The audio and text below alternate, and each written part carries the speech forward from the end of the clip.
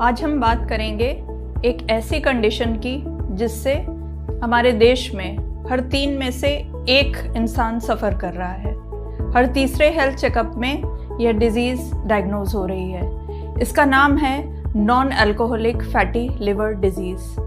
कुछ Indian studies में ये पाया गया है कि 38% इंडियन एडल्ट्स और करीब 35% बच्चों में ये non alcoholic fatty liver disease diagnose हुई है। एक हैदराबाद की स्टडी ये बताती है कि 84% आईटी प्रोफेशनल्स में non alcoholic fatty liver disease detect हुआ, और वो भी बिना किसी लक्षण के। इस परिस्थिति को रोकने के लिए या अगर पॉसिबल हो तो रिवर्स करने के लिए हमें इसका रूट कॉज जानना होगा। इसको कैसे प्रिवेंट किया जाए ये पता होना चाहिए, और इसमें क्या टेस्टिंग करानी चाहिए इसकी भी हमें नॉलेज होनी चाहिए। As a community, as a population, जब हम इस बीमारी के बारे में जानेंगे तभी हम इसे अप्रूव कर सकेंगे। तो आज हम जानेंगे non alcoholic fatty liver disease के बारे में, इसके क्या रिस्क फैक्टर्स हैं, इसकी क्या क्लिनिकल स्टेजेस हैं और इसकी क्या पैथोजेनेसिस है। Non alcoholic fatty liver disease के बारे में जानने से पहले हमें ये पता होना चाहिए कि लिवर के नॉर्मल फंक्शंस क्या हैं। तो लिवर शरीर की एक मेटाबॉलिज्म फैक्ट्री है। ये क्या क्या काम करता है? डाइजेशन में सहायक है, टॉक्सिन्स रिमूव करता है, विटामिन स्टोर करता है, हार्मोन्स बैलेंस करता है और ग्लूकोज को भी मेटाबोलाइज करने में हेल्प करता है। अब हम जानने की कोशिश करते हैं कि non alcoholic fatty liver disease होता क्या है। Indian national association for study of liver की 2023 गाइडलाइंस के अनुसार non alcoholic fatty liver disease हम तब कहते हैं जब फर्स्ट मरीज़ अल्ट्रासाउंड या फाइब्रोस्कैन कराने जाता है और उसकी रिपोर्ट में आता है फैटी लिवर ग्रेड 1, 2 या 3। इसका मतलब है कि उसके लिवर में फैट जमा हो रहा है, जिसे हेपेटिक स्टीटोसिस भी कहा जाता है। सेकेंड कंडीशन, जब मरीज़ अल्कोहलिक कंजम्पशन की कोई हिस्ट्री नहीं देता, और तीसरा जब फैट जमा होने का और कोई कारण नहीं मिलता है। आजकल non alcoholic fatty liver disease को एक और नाम से जाना जाता है, जो है metabolic dysfunction associated fatty liver disease. इसे ये नाम क्यों दिया गया है? क्योंकि ये कंडीशन मेटाबॉलिक रिस्क फैक्टर्स के साथ एसोसिएटेड है। ये कार्डियोमेटाबॉलिक रिस्क फैक्टर्स हैं। पहला, मोटापा या ओबेसिटी, दूसरा हाई ट्राइग्लिसराइड लेवल, तीसरा लो एचडीएल लेवल, चौथा हाई बीपी और पांचवा डायबिटीज़ मेलाइटस। कुछ और रिस्क फैक्टर्स हैं जैसे कि हाइपोथायराइडिज्म, पीसीओएस या पॉलीसिस्टिक ओवेरियन सिंड्रोम। इसके अलावा सेडेंट्री लाइफस्टाइल, नींद पूरी ना होना, स्ट्रेस लेवल्स हाई होना, कुछ जेनेटिक कॉजेज़ हैं और अनहेल्दी डाइटरी हैबिट्स भी इससे एसोसिएट हैं। अब हम बात करेंगे कि लिवर में ये फैट जमता कैसे है। तो शुरुआत होती है इंसुलिन रेजिस्टेंस से, यानी शरीर इंसुलिन का ठीक से इस्तेमाल नहीं करता। इससे फैट सेल्स टूटने लगते हैं और ब्लड में फ्री फैटी एसिड्स आ जाते हैं। ये फ्री फैटी एसिड्स लिवर में जाकर जमा होने लगते हैं और लिवर इन्हें ट्राइग्लिसराइड्स में कन्वर्ट करके स्टोर करता है। जब आप ज़्यादा रिफाइंड कार्ब्स खाते हैं जैसे वाइट ब्रेड, मिठाई, कोल्ड ड्रिंक्स, तो लिवर खुद कार्ब्स को फैट में बदल देता है। इसे कहते हैं डी नोवो लाइपोजेनेसिस। फैट बाहर निकल नहीं पाता क्योंकि VLDL जो वेरी लो डेंसिटी लाइपोप्रोटीन के जरिए फैट एक्सपोर्ट करने वाली प्रक्रिया वो धीमी हो जाती है। अब फैट जमा हुआ है तो माइटोकॉन्ड्रिया पर दबाव पड़ता है, रिएक्टिव ऑक्सीजन स्पीशीज बनते हैं और लिवर में सूजन शुरू हो जाती है। इसी का नाम है स्टीएटोहेपेटाइटिस, यानी सिर्फ फैट ही नहीं, अब इन्फ्लेमेशन भी हो गया है।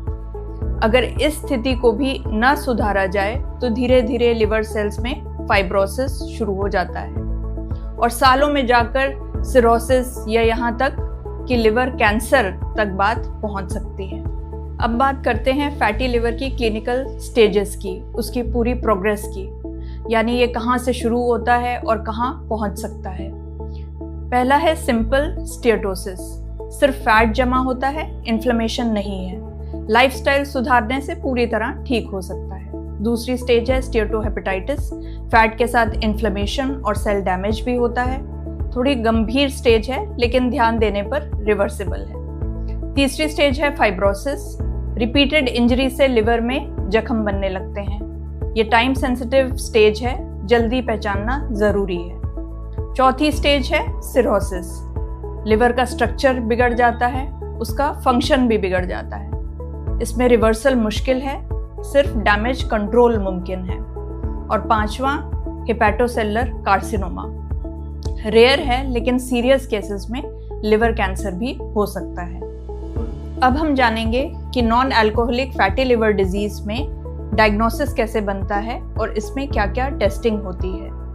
तो इसकी पहचान केवल अल्ट्रासाउंड से नहीं होती, इसे समझने के लिए कई लेवल पर जांच होती है, जिसमें सबसे इम्पोर्टेंट पहला टेस्ट है लिवर फंक्शन टेस्ट। इसमें कुछ एंजाइम्स जैसे कि AST और ALT के लेवल्स देखे जाते हैं जो फैटी लिवर की तरफ इशारा करते हैं। दूसरा एक स्कोरिंग सिस्टम होता है जिसको FIB-4 स्कोरिंग भी कहते हैं। इस स्कोरिंग से फाइब्रोसिस या स्कारिंग का अंदाज़ा लगता है। इसमें एक फॉर्मूला होता है जिसमें कुछ पैरामीटर्स का उपयोग होता है जैसे कि एज, AST, ALT एंजाइम्स और प्लेटलेट काउंट्स।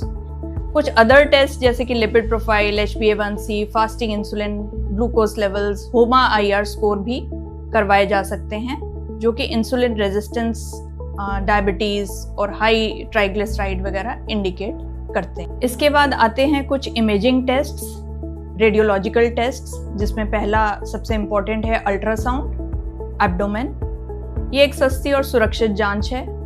फैटी लिवर के लिए इसमें कुछ ग्रेडिंग्स दी जाती हैं जैसे कि ग्रेड 1, ग्रेड 2, ग्रेड 3। इसके अलावा कुछ और इम्पोर्टेंट टेस्ट जो कि फाइब्रोसिस और स्कारिंग बताते हैं वो है इलास्टोग्राफी या फिर फाइब्रोस्कैन। ये एक नॉन इन्वेजिव लिवर का स्टिफनेस मापने की तकनीक है।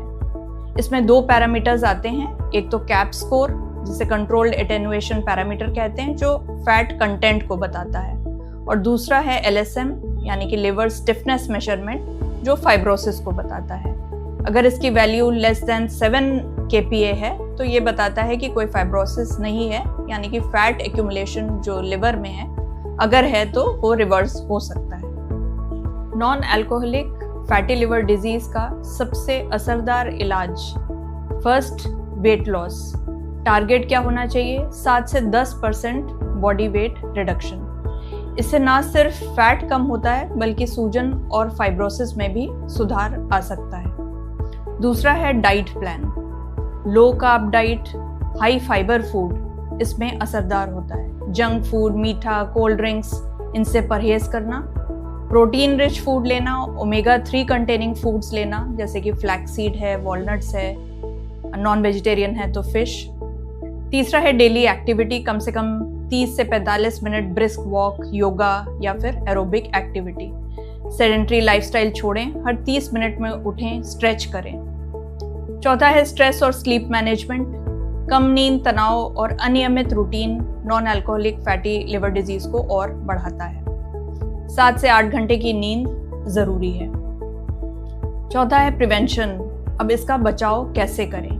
तो non alcoholic fatty liver disease एक लाइफस्टाइल डिजीज है और इसी लाइफस्टाइल से इसे हराया जा सकता है। तो फिर स्क्रीनिंग करवाएं अगर आप में कोई रिस्क फैक्टर है तो, जैसे कि मोटापा है, डायबिटीज़ है, PCOS है, बढ़ा हुआ कोलेस्ट्रॉल है। 30+ उम्र के बाद सालाना USG और लिवर फंक्शन टेस्ट करवाना उपयोगी रहेगा। Our Disha Health AI screening program at Disha Diagnostics, Lucknow is a unique program which is personalized, custom-made screening program for this. नियमित रूटीन अपनाएं, 3 टाइम संतुलित भोजन करें, समय पर सोएं और उठें। हफ्ते में कम से कम 5 दिन फिजिकल एक्टिविटी करें, स्क्रीन टाइम कम करें और माइंडफुलनेस ज़्यादा अपनाएं। वीडियो के अंत में मैं आपसे यही कहना चाहती हूँ कि preventive care is not optional, it's your responsibility towards your own health. संतुलित भोजन, सक्रिय जीवन शैली और समय समय पर जांच से फैटी लिवर को रिवर्स कर सकते हैं। अगर ये जानकारी आपको उपयोगी लगी हो तो path to wellness with doctor Honey को ज़रूर सब्सक्राइब करें, वीडियो को लाइक और शेयर करें। धन्यवाद।